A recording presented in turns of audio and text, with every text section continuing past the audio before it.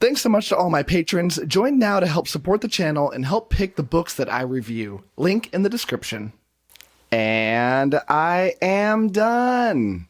Okay, so I just got done listening to Garden of Sanctuary. This is book, I don't know, like 15 or so of The Wandering Inn by Pirateaba. And I want to give you my unedited thoughts on finishing this book, which was literally just right now. So, yeah, good. Just a good one. So when I say that, that means it's one of the worst Wandering Inn books because I've loved almost all of them, and I just didn't love this one. It was good. 4 stars. 4 stars from me, which, again, on the low end. But that's a great low end. I mean, 4 stars is like above my average score for any books. I think my average is like 3.8 something over like my lifetime of books. So still good. And yeah, so I'm going to talk spoilers like full on this one. I've realized over time that when I get to like the 15th book in a series, something has happened now where I can now talk about spoilers because the only people watching this review are one of 2 classes of people. They're either people that have read everything multiple times, right? And they know everything, and there's nothing I can spoil for them because they've read it all. Or there's the people that have not read anything, and they're like, oh, Wandering Inn, Matt keeps talking about that. Why does he keep talking about that? Maybe I'll click on a video and see what he's talking about. That is a surprisingly large amount of people, but I'm convinced that no matter what they heard me say at this point, that they would forget everything by the time that they actually got to this point in the series, because it's like book 15 or 16, and these books are like chonkers.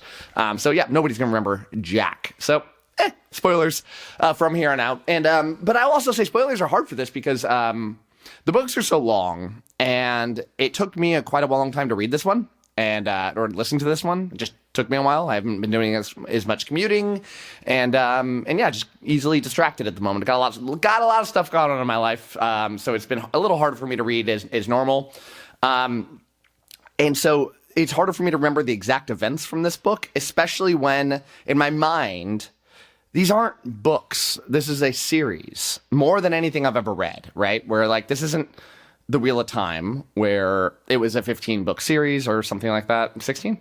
And they were all big, just like this. And each book felt distinct. Each book had a beginning, middle, and end to the book, or for the most part. And they were all very, very distinct. Now here it's not like that because it's a web serial.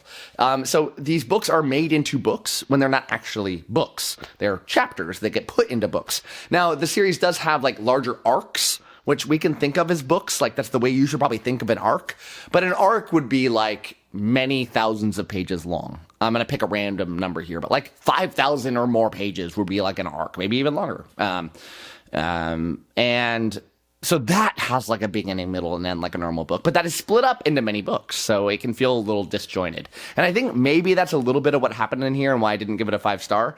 Because you can't give every book a 5-star, obviously. That wouldn't make any sense, especially because like obviously some are not going to be as good as others when you have this weird format that this goes in. Because this didn't have a very good structure to it. It felt a little haphazardly done. For example, like right at the beginning of the story, there's like a major attack. Like Palace gets under attack. I think it was like right at the beginning from frost wyverns, and it's this huge arc and to the story. And a lot of the events of this book are like the aftermath from that event. And it's a weird way to start out a book, especially when it felt like I was getting another version of the face eater moths, where it's like, oh wow, we're getting a enormous regional-sized conflict that came out of the blue, and that's a really cool feeling. I loved it when it happened with the face eater moths. I loved it when it happened here, but it didn't feel like super earned. It felt very random, but then it didn't turn into this huge, long, traumatic event like the face eater moths did. This event really like showed up. It was huge. It was dramatic. And then it stopped. And the reason it did this was because the event was not about the event. It was about trying to tell this other story about what happened after the event. It gave a convenient excuse to have is it Wistrom that's handling the television service, the magical television that is broadcasting these major events from around the world in live time. And so it's showcasing that a little bit more because that's becoming a bigger part of the story now.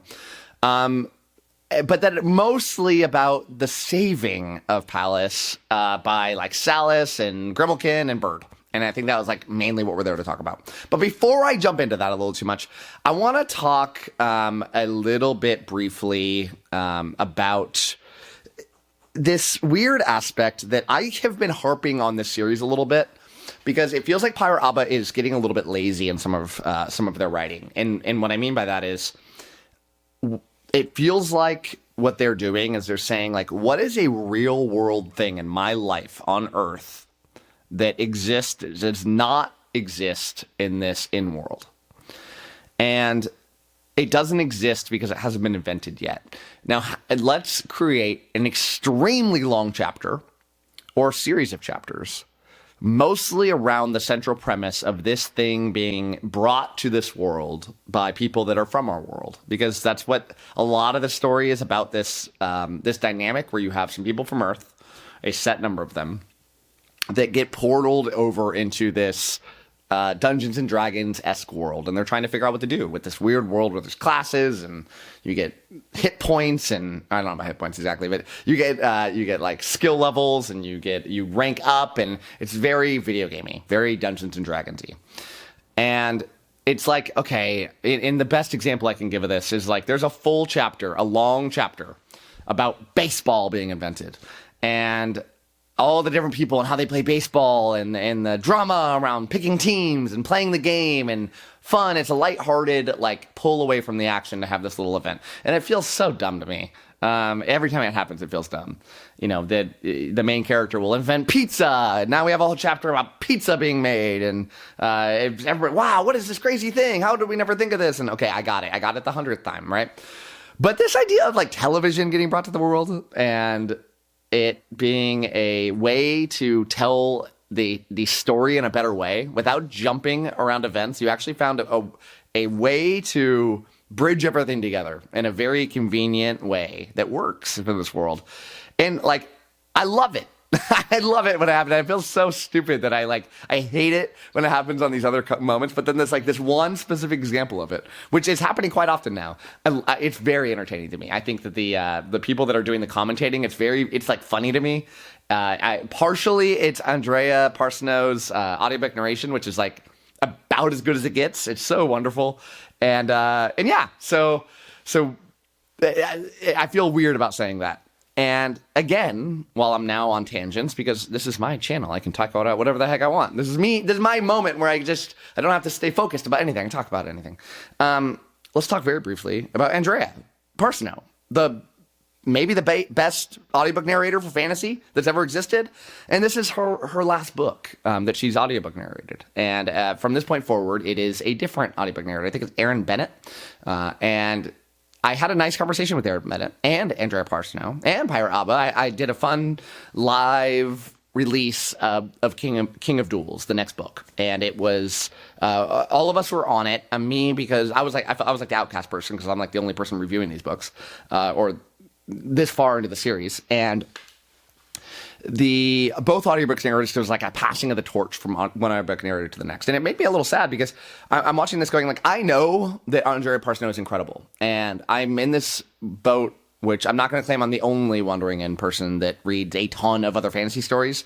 But I'm in a bit of more of a unique situation than a lot of the people, where I feel like a lot of the people that read Wandering In are reading it. And this is like, I don't want to say like the only thing they're reading, but it's like the main thing they're reading. And they will reread it over and over and over again. And that's not a bad thing. I was like that with A Song of Ice and Fire for quite a long time. And for those people, I feel bad, because they got used to the audiobooks with Andrea Parsnow, and they might have thought, like, oh, this is what audiobooks are. Like, oh, this is what an audiobook narrator does. Or if they're used to some other audiobooks, they're like, oh, this is what a fantasy audiobook narrator does. They have to do a lot of voices. It's all this like technique. Or maybe they've heard people be like, she's really good. I don't think they really get how good she is, because I feel bad for saying it, but like Erin Bennett's going to suck. And that sucks for me to say that. And I don't say this because Aaron Bennett's not a good audiobook narrator. I have no idea if Aaron Bennett's not a good audiobook narrator. But there's the odds of Aaron Bennett being anywhere even close to as good as Andrew Paris now is about 0%. And that's unfortunate because I don't like things to go backwards in my books. I really like things to continue that nice gradual increase. And for me to go such a big step backwards, which I feel like is going to happen, that's going to suck. And like, even if she's great, all the voices are going to be different. And that will be horrible too, with a series where my brain is connected with all these characters, and it's going to be difficult, if not impossible, to divorce that sound and bring on a new one. I've had experience doing this because I listened to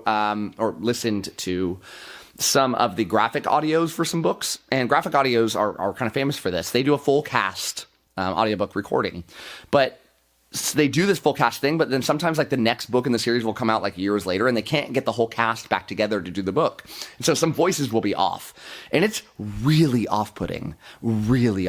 And it's like, even if my brain tells me like, oh, this person is better, I hate it. And I feel like I'm gonna do the same thing here, and that sucks. So I'm done with that. Let's move on with the book. Let's talk a little bit about this palace attack and the saving by Saliss and 𝐸𝐺 and Bird. And that was a fun moment because you've seen, especially Saliss and 𝐸𝐺, you see like a lot of talk about what they can do. You know they're important people, but then to watch them actually do it is really fun, especially 𝐸𝐺.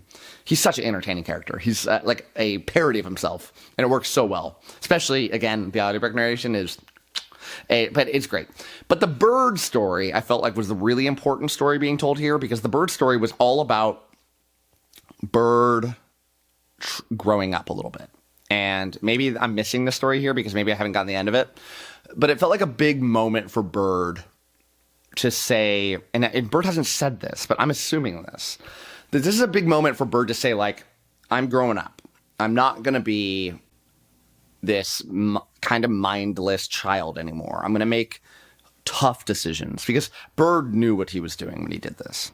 At least, again, maybe I'm totally putting something else out there, but I think Bird said, like, I'm okay with the consequences of what's going on. I'm accepting this because I believe in what is right. And that's a big step for a character like Bird, who has felt very childish up to this point. And that is a very grown-up thing to do. And I appreciated it. And I really liked the fallout from this, and it felt a little heavy-handed. I didn't love the way that Pirateaba wrote some of the reactions to what Bird did, because those reactions didn't feel real to those characters. A lot of the characters that had this really negative reaction to what Bird did are also some of the most compassionate characters in the series. Characters that would never act like that, at least not the way that I would know them. They would feel bad for Bird. They would feel like they want to teach Bird the right way, but they wouldn't do it, and they wouldn't have any confusion about what happened, and they would support what happened and viciously defend Bird. So I didn't see that. It was weird. But overall, good story there. Then things go downhill pretty quickly for me, because I thought there was the Pebblesnatch chapters. Like, when I read a chapter that starts out in the books and it says like Pebblesnatch, I know that what I'm getting at that point is going to be a one-off chapter, and it's going to be a side story.